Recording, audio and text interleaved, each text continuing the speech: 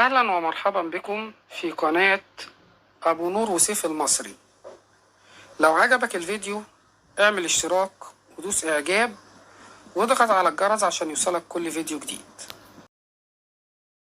بسم الله الرحمن الرحيم. أهلا بكم أبنائي طلاب الصف السادس الابتدائي مع مراجعة ليلة الامتحان والمراجعة النهائية. النهاردة إن شاء الله بإذن الله هنراجع ملزمة الرحاب، 8 نماذج إن شاء الله بإذن الله هنراجعهم مع بعض عشان لو في حد متلخبط في حاجة أو مش فاهم حاجة نفهمها مع بعضنا كده إن شاء الله بإذن الله. بالتوفيق إن شاء الله بإذن الله للجميع. أول سؤال إن شاء الله بإذن الله بيقول لي ضع علامة صح أو غلط أمام العبارات التالية. يعتبر الغلاف الجوي والأنهار الجليدية من أمثلة التجمعات المائية على الأرض. صح، أي حاجة فيها مية بنعتبرها تجمعات مائية. تكون الفيضانات أقل خطورة إذا كانت متجمدة ولا تستطيع إذا كانت الأرض متجمدة ولا تستطيع امتصاص الماء. لو الأرض متجمدة معناها إن الجزيئات ماسكة في بعضها، يعني عاملة زي التربة الطينية. تمام؟ لو التربة طينية يبقى هتبقى المية عايمة على وش الطينة أو عايمة على وش الأرض، وبالتالي لما يحصل فيضانات المية هتعوم على وش الأرض فيبقى فيه خطورة على الكائنات الحية. هنا بيقول لي تكون الفيضانات أقل خطورة. غلط، هتكون أكثر خطورة. لكن لو كانت الأرض عاملة زي الرملة كانت المية بتاعت الفيضانات هتتسرب وتنزل تحت الأرض وما يكونش فيه منها أي خطورة. طيب نشوف السؤال الثالث. التربة الرملية تصرف المياه بسرعة، لذلك غالبا لا تنمو الأشجار الكبيرة في تربة جافة مفككة. صح. تكيفت النباتات الصحراوية مع الظروف البيئية القاسية والبقاء على قيد الحياة مرتبط بالجينات. الجملة صح.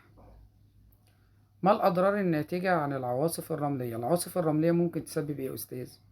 ممكن تسبب صعوبة في الرؤية، تعطل الرحلات الجوية، تعطل الألواح الشمسية نتيجة التراب اللي بيتراكم عليها، بتسبب تلوث المية، بتسبب التهاب للعين والجهاز التنفسي والرئتي. السؤال الثاني، اختر الإجابة الصحيحة. من أمثلة العوامل اللا حيوية، مين في دول لا حيوية؟ يعني مش مرتبطة بالكائنات الحية. ضوء الشمس. يستخدم جهاز نقط في تحديد حجم وسرعة هطول المطر. مين اللي بيقيس حجم وسرعة المطر؟ رادار الطقس. يمكن تدمير الموطن الطبيعي وذلك بسبب النشاط البشري، والذي يتمثل عايزين عوامل تدمير موطن بس تكون بشرية. زي مين؟ زي المخلفات، لأن الأعاصير والفيضانات ديت عوامل تدمير موطن طبيعية، لكن المخلفات والتنمية مخلفات البشر دي تعتبر بسبب النشاط البشري. تمد عملية النتح بخار المية في الهواء بنسبة كام في المية؟ 10%. 10% من بخار المية اللي موجود في الهواء بسبب عملية مين؟ بسبب عملية النتح. ما الذي يمكن فعله لإبطاء تعرية التربة؟ ممكن نعمل ايه عشان نقلل التعرية؟ أول حاجة تقليل انحدار الأرض، تقليل المية، نقلل المية، حفر الخنادق، إضافة حصى أو رمل أو طمي أو طين، زراعة النباتات. كل الحاجات دي يا أستاذ بتقلل الإيه؟ بتقلل التعرية. طيب اكتب المصطلح العلمي. قشرة الأرض الرقيقة المفككة التي تحتوي على 4 مكونات هي مين؟ قشرة الأرض تبقى مين يا أستاذ؟ التربة. عملية تساقط المياه على الأرض على شكل مطر أو ثلج، تساقط المياه بنسميها عملية الهطول. اتباع بعض العادات الصحية اللي بتضر الجسم وتأثر في النمو البشري زي التدخين، والعادات الصحية زي ممارسة الرياضة دي بنسميها أساليب المعيشة. واكتب له كده بين قوسين دي تعتبر عادات إيه؟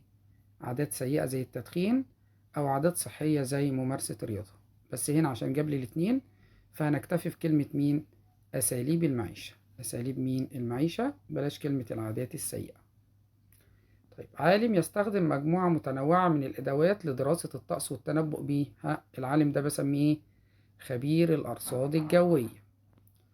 اذكر دور الجاذبية في دورة المية. ايه فايدة الجاذبية؟ بتساعد على هطول المطر، بتساعد على تسرب المياه لباطن الأرض، بتساعد على حركة المياه، بتاعت الأنهار من مناطق مرتفعة إلى مناطق منخفضة. يبقى أهم حاجتين بتساعد على هطول المطر أو سقوط المطر وتسرب المياه لباطن الأرض اللي هي بتنزل على هيئة مياه جوفية. شوف النموذج التاني. أكمل العبارات الآتية. أشعة الشمس التي تسقط بيكون لها تأثير أكبر. يبقى أشعة الشمس التي تسقط عمودية بيكون تأثيرها أكبر من الأشعة التي تسقط مائلة أو مائلة جدا. تتحرك الرياح من مناطق الضغط المرتفع اللي هي المناطق الباردة، يعني ينفع نكتب الاتنين والأحسن إن أنا أجمع له الاتنين مع بعض، من مناطق الضغط المرتفع اللي هي الباردة إلى مناطق الضغط المنخفض اللي هي مين؟ الساخنة. يبقى من مناطق الضغط المرتفع الباردة إلى مناطق الضغط المنخفض الساخنة. من العوامل التي تؤثر في نمو الإنسان في عندنا مين؟ في عندنا عوامل وراثية وفي عندنا عوامل بيئية كمان وأساليب المعيشة. مسام التربة تسمح بمرور الماء والهواء. تتحرك المياه خلال دورة الماء في الطبيعة بفعل عدة قوة. إيه هي القوة المسؤولة عن دورة المياه؟ قوة مين؟ قوة الجاذبية اللي بتساعد على هطول المطر، وقوة الرياح اللي بتساعد على حركة السحب في الجو. السؤال الثاني، اختر الإجابة الصحيحة مما بين الإجابات المعطاة.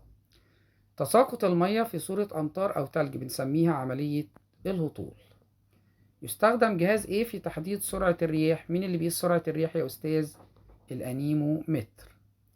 أي مما يلي ليس مثالا على التكيف السلوكي؟ مين في دول ما يعتبرش تكيف سلوكي؟ مين؟ لون الفراء بتاع الحيوانات، لأن ده يعتبر تركيبي. لكن هجرة الطيور وميل النبات ناحية الضوء زي عباد الشمس أو دوار الشمس وعيش الحيوانات في قطيع، كل دي كانت تكيفات سلوكية. هنا بيقول لي أي مما يلي ليس مثالا على التكيف السلوكي، يبقى مين؟ لون الفراء ده يعتبر تكيف تركيبي. تتميز التربة مين باللون البني الداكن أو اللون الأسود؟ التربة مين؟ الطينية. أرادت مريم أن تتسلق أحد الجبال، أي من الأجهزة قياس الضغط الجوي يمكنها أن تستخدمها؟ عايزة تقيس الضغط هتستخدم مين؟ البارومتر. ضع علامة صح أمام العبارة الصحيحة وعلامة خطأ أمام العبارة الخاطئة. الغازات الباردة تكون كثافتها أقل؟ طبعا غلط، الباردة بتكون كثافتها أكبر تقيلة فبتنزل لتحت، لكن الغازات الساخنة بتكون كثافتها قليلة فبتطلع لفوق. يبقى الغازات الباردة كثافتها أقل، غلط، كثافتها أكبر. عند الهبوط لأسفل في الغلاف الجوي بتنخفض درجة الحرارة والضغط والكثافة؟ طبعا غلط، مش عند الهبوط، ده عند عند الارتفاع. لما بنطلع لفوق الحرارة بتقل والضغط بيقل وكثافة الهواء بتقل. تحدد الجينات صفات الكائنات الحية؟ صح. المكونات اللا حيوية في التربة هي المكونات الغير عضوية. لا حيوية يعني غير عضوية، يعني مش جاية من الكائنات الحية، صح. اذكر دور الكائنات المحللة في تكوين التربة. ايه فايدة الكائنات المحللة يا أستاذ للتربة؟ بتساعد على إعادة تدوير العناصر للتربة وبالتالي بتسبب خصوبة التربة. كمان يا أستاذ بتحلل الجثث الميتة والبقايا العضوية وتعيد عناصرها تاني لفين؟ للتربة. النموذج الثالث بيقول لي اختر الإجابة الصحيحة. يرتفع الهواء إلى أعلى عندما، لسه قايلينها من شوية، امتى يطلع لفوق؟ عندما تقل كثافته يرتفع لأعلى. يكون الضغط الهواء كبير عند ضغط الهواء بيكون كبير عند مين؟ فوق ولا تحت؟ تحت، يبقى عند سفح الجبل. لكن لما اطلع لفوق عند القمة الضغط بيقل. من العوامل البيئية التي تؤثر في نمو الكائنات الحية؟ عايزين عوامل بيئية زي مين؟ زي الموطن.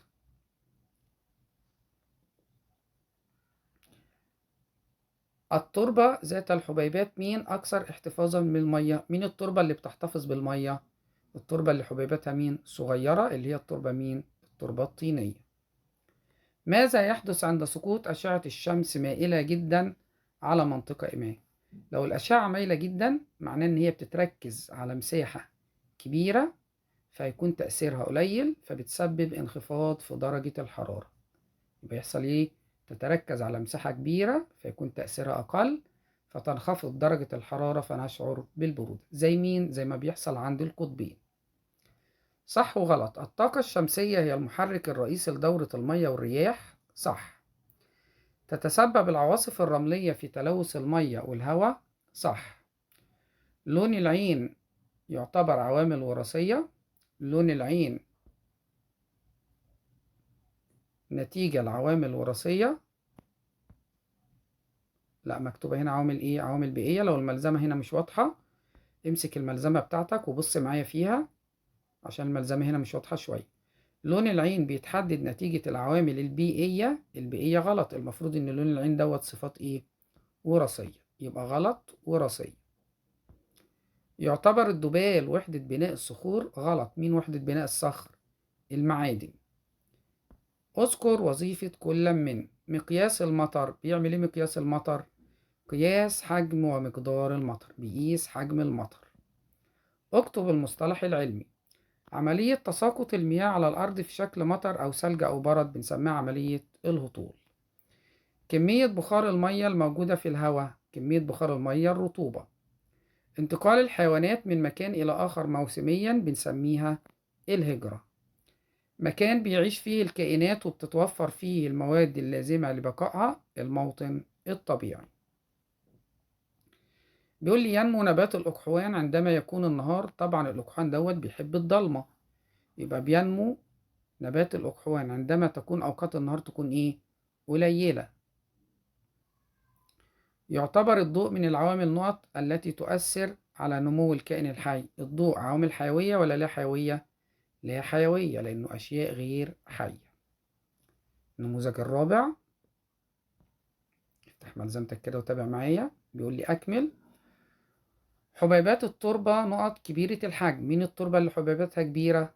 الرملية. يستخدم نقط في تحديد سرعة الرياح والأعاصير. سرعة الرياح يبقى مين؟ الأنيمومتر.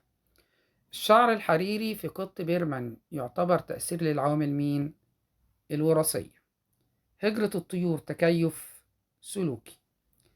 ايه أهمية خرائط الطقس؟ فايدة خرائط الطقس ايه يا أستاذ؟ جمع وتمثيل البيانات المرتبطة بالطقس. جمع وتمثيل بيانات الطقس. اكتب المصطلح العلمي. ظاهرة تسبب في تدهور التربة وتحويلها إلى صحراء. من اسمها كده بتحولها لصحراء، يبقى ظاهرة مين؟ التصحر. الكائنات الحية التي تقوم بإعادة وتدوير العناصر الغذائية في النظام البيئي بنسميها المحللات أو بنسميها الكائنات المحللة.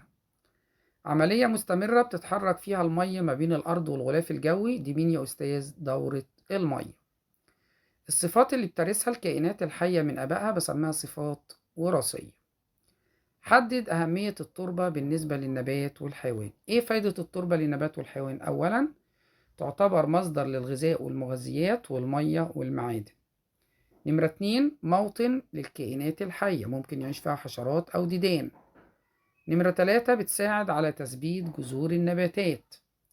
نمرة 4 تعتبر بتخزن وترشح المية جواها، اللي هي المية مين؟ المية الجوفية. ضع علامة صح أو خطأ أمام العبارات التالية. تساهم عملية التجوية والتعرية في تكوين التربة. صح. تقل كمية بخار المية في الهواء الرطب. بخار المية بيقل في الهواء الرطب؟ طبعا غلط، بيزيد. ما هي الرطوبة يعني بخار مية كتير. تسقط الأمطار عندما تصبح قطرات المية في السحب ثقيلة. صح. تؤدي الفيضانات إلى غرق الناس والماشية وإتلاف المباني. صح. اذكر المراحل الأساسية التي تحدث في دورة المية. إيه هي المراحل الأساسية لدورة المية؟ 3 مراحل أساسية اللي هما مين؟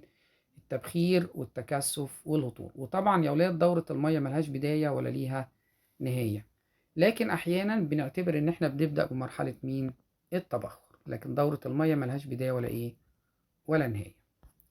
النموذج الرابع، يسمى تبخر المية من صغور أوراق النبات بعملية النتح. يتم استخدام نماذج الحاسوب في مرحلة بنستخدم الحاسوب إمتى؟ في ربط بين الأشياء. تمام كده؟ الربط، الحاسوب بيجمع كده البيانات بعد ما بنجمعها جوه الكمبيوتر، بيبدأ يربط ما بينها ويشوف العلاقات ما بينها وما بين بعضها. من العوامل البيئية التي تؤثر على نمو الكائن الحي لسه قايلينها حجم الموطن. تعتبر نقط مكونات غير عضوية يعني غير حية، تبقى مين؟ الصخور. اكتب عامل واحد من خلاله بيحدد اتجاه الرياح. طبعا عندنا عاملين، مين هم يا أستاذ؟ كمية الإشعاع الشمسي ودوران الأرض حول نفسها. ضع علامة صح أو خطأ. الهواء البارد كثافته أقل من كثافة الهواء الدافئ؟ طبعا غلط، الهواء البارد ده تقيل فبينزل لتحت، لكن الهواء الساخن خفيف فبيطلع لفوق. يبقى الهواء البارد كثافته أقل، غلط، كثافته أكبر بينزل لتحت تقيل. يتسبب هبوب الرياح المحملة بكميات كبيرة من الرملة في حدوث عواصف رملية؟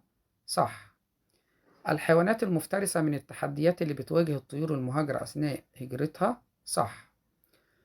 التربة موطن للعديد من الكائنات الحية مثل الديدان والحشرات؟ لسه قايلينها صح. فيما يستخدم البارومتر. البارومتر الزئبقي ده بيستخدم ليه؟ لقياس الضغط الجوي. حركة المية بين التجمعات المائية بنسميها دورة الماء. علم دراسة الطقس علم الأرصاد الجوية. عملية يصبح فيها الكائن قادر على العيش في البيئة بشكل يمكنه من البقاء، عملية التكيف. القشرة الرقيقة المفككة من الأرض؟ التربة. صنف الجملة التالية إلى تكيف تركيبي وسلوكي. وجود دائرة من الجلد خالي من الريش حوالين البطريق الإفريقي، ده تكيف تركيبي. أي حاجة يا ولاد في جسم الكائن الحي أنا بمسكها بإيديا ده يعتبر تكيف تركيبي، لكن الحاجة اللي أنا معرفش أمسكها بإيديا ده يعتبر تكيف إيه؟ سلوكي. يعني الجلد، الريش، الفراء، كل ده تكيف تركيبي. لكن هجرة الطيور، المعيشة في قطيع، النبات ينمو اتجاه الضوء، ده كله تكيف إيه؟ سلوكي. النموذج السادس. اختر. يتحول البخار إلى قطرات صغيرة نتيجة عمليتها البخار يبقى قطرات مية في عملية مين؟ التكثف. يستخدم نقط في تتبع العواصف الرعدية والأعاصير، رادار الطقس. من العوامل التي تدفع الطيور للهجرة، كل دي بتدفع الطيور للهجرة ما عدا، خد بالك من كلمة ما عدا.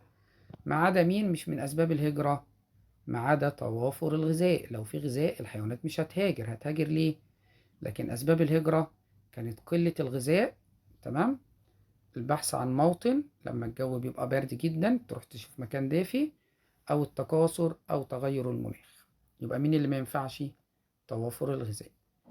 تتميز التربة في أراضي السافانا. السافانا كانت عبارة عن تربة إيه؟ رملية جافة، غير المستنقعات. المستنقعات كانت التربة إيه؟ طينية وكانت في نفس الوقت رطبة. ماذا يحدث عندما تصبح قطرات المية في السحب ثقيلة جدا؟ إيه اللي يحصل لما قطرات المية تبقى تقيلة والسحابة مش قادرة تشيلها؟ يحصل هطول المطر. لا يؤثر دوران الأرض في اتجاه الرياح؟ غلط، قلنا دوران الأرض من العوامل اللي بتأثر على اتجاه الرياح أو حركة الرياح. خبير الأرصاد الجوية بيهتم بدراسة الطقس دون استخدام أدوات؟ غلط، طبعا بيستخدم أدوات وأجهزة. البقاء على قيد الحياة في الظروف الصعبة مرتبط بالجينات الوراثية؟ صح. عملية التعرية والتجوية مهمة في تكوين التربة؟ صح، طب التربة اتكونت بسبب التجوية والتعرية. حدد نوع التكيف عندما ينمو النبات في اتجاه الضوء، لسه قايلينها من شوية، تكيف ايه؟ سلوكي. أكمل العبارات التالية. تسقط أشعة الشمس على منطقة خط الاستواء، بتكون الأشعة نازلة ايه؟ عمودية. مقدار القوة اللي بيأثر بيها الهواء على البيئة المحيطة ده بنسميه الضغط الجوي، هو وزن عمود الهواء أو القوة اللي بيأثر بيها الهواء على البيئة المحيطة. القط الفرعوني سفنكس بيتميز بأن ليس له شعر، ملوش شعر، وبيرث هذه الصفة من مين؟ من الآباء. من المكونات غير العضوية في التربة، عايزين حاجات تكون غير حية في التربة زي مين؟ الصخور، المعادن، المية، الهواء. بما تفسر المحللات لها دور في التوازن البيئي. ايه فايدة المحللات؟ الكائنات المحللة 3 حاجات: بتحلل الجثث الميتة والبقايا العضوية، إعادة تدوير العناصر للتربة، وبالتالي فبتزود خصوبة التربة. النموذج السابع. أكمل العبارات التالية. رمال الشاطئ بتكون أكثر إيه؟ بالليل. خد بالك من كلمة بالليل مش بالنهار. الرملة بتسخن بسرعة بالنهار وبتبرد بسرعة بالليل. بتسخن بسرعة وتبرد بسرعة، يبقى بالليل رمال الشاطئ بتكون أكثر إيه؟ برودة، عشان بتبرد بسرعة بالليل. تتميز التربة مين بلون بني داكن؟ التربة الطينية. العلم الذي يهتم بدراسة الطقس، قلنا علم مين؟ علم الأرصاد الجوية. من التحديات اللي بتواجه الطيور المهاجرة؟ الطيور المهاجرة إيه التحديات اللي بتواجهها؟ حيوانات مفترسة، أماكن راحة قليلة، مناخ قاسي، قلة الغذاء، وأماكن قليلة للراحة. وحدة بناء الصخر، مين وحدة بناء الصخر؟ المعادن. ايه فايدة الكائنات المحللة؟ لسه قايلينها، بتحلل الجثث، بتدور العناصر، خصوبة التربة. اكتب المصطلح العلمي. العملية أو الصفات التي يرثها الكائنات الحية من الآباء، دي اسمها صفات ايه؟ وراثية. خروج المياه من الصخور على هيئة بخار، عملية النتح. سلوك بيتبعه الكائن الحي يمكنه من البقاء، سلوك، يبقى ده اسمه ايه؟ تكيف سلوكي. خد بالك من كلمة سلوك. تمام، يبقى الكائن بيساعده على البقاء التكيف، بس هو قال لي سلوك بيساعده على البقاء، يبقى تكيف سلوكي. انتقال الحيوانات موسميا من مكان لآخر اسمها الهجرة. قارن بين التربة الطينية والتربة الرملية من حيث احتفاظهم بالمية. ها، مين اللي بيحتفظ بالمية أكتر؟ التربة الطينية أكثر احتفاظا بالمية، لكن التربة الرملية أقل احتفاظا بالمية. صح وغلط؟ يبقى تاني يا ولاد، التربة الطينية أكثر احتفاظا بالمية عشان حبيباتها متماسكة مع بعضها وصغيرة، لكن الرملة حبيباتها كبيرة ومفككة فبتكون أقل احتفاظا بالمية. صح وغلط؟ الرطوبة هي كمية بخار المية في الهواء، صح. الحبيبات الكبيرة في التربة بتجعلها أكثر احتفاظا بالمية، غلط، لسه قايلين الرملة. لا يؤثر الضوء في عملية نمو النبات، غلط، بيأثر زي نبات الأقحوان. الدبال بيزود من خصوبة التربة، صح. اذكر بعض الأجهزة المستخدمة في حمل أدوات الطقس. من الأجهزة اللي بتحمل أدوات الطقس وتطلع بيها في الجو؟ عندنا بالونات الطقس، عندنا الطائرات، عندنا الأقمار الصناعية. كده وصلنا لآخر نموذج عندنا. لقياس الأحوال الجوية من ارتفاعات مختلفة نستخدم مين؟ لسه قايلين الأقمار مين؟ الصناعية. تنتقل الحرارة من الفضاء للغلاف الجوي عن طريق الإشعاع. الحرارة بتجيلنا من فوق لتحت بالإيه؟ بالإشعاع. من المواد الصلبة الغير عضوية، يعني غير حية، مين في دول يا أستاذ غير حية؟ عندنا المعادن. سيقان النباتات الصحراوية سميكة، زي بعض النباتات كده سيقانها سميكة، ليه؟ بتخزن فيها المية. الأوراق والسيقان سميكة لتخزين المية. اذكر أهمية خرائط الطقس. قلنا فايدتها إيه؟ تمثيل وجمع بيانات الطقس، بتمثل عليها البيانات. لا تؤثر العواصف الرملية في جودة المية، غلط، بتأثر، بتسبب تلوث للمية. عند تسخين الهواء يتمدد وتقل كثافته ويرتفع إلى أعلى، صح. يعتبر لون الشعر دوت صفات يرثها الكائن الحي من والديه، صح، عشان دي صفات وراثية. التربة الرملية صفراء اللون وحبيباتها متماسكة، غلط، الرملة حبيباتها مفككة. علل انخفاض مستويات المية في بعض البحيرات. ليه المية في البحيرات بتقل؟ بسبب ارتفاع درجة الحرارة وزيادة عمليات التبخر. اكتب المصطلح العلمي. أهم المصادر المؤثرة في دورة المية هي مين؟ الشمس. اللي بيحدد حجم وسرعة هطول المطر، حجم وسرعة هطول المطر ده مين يا أستاذ؟ حجم وسرعة هطول المطر يبقى رادار الطقس. بدل ما قال لي سرعة أقول له رادار الطقس. لو قال حجم المطر بس كنا قلنا مقياس المطر. وزن عمود الهواء فوق منطقة ماء، قلنا الضغط الجوي. عندما يصبح الكائن قادر على العيش في البيئة بشكل، أو عملية يصبح فيها الكائن قادر على البيئة بشكل يمكنه من البقاء، دي عملية التكيف. علل ليه بتتكرر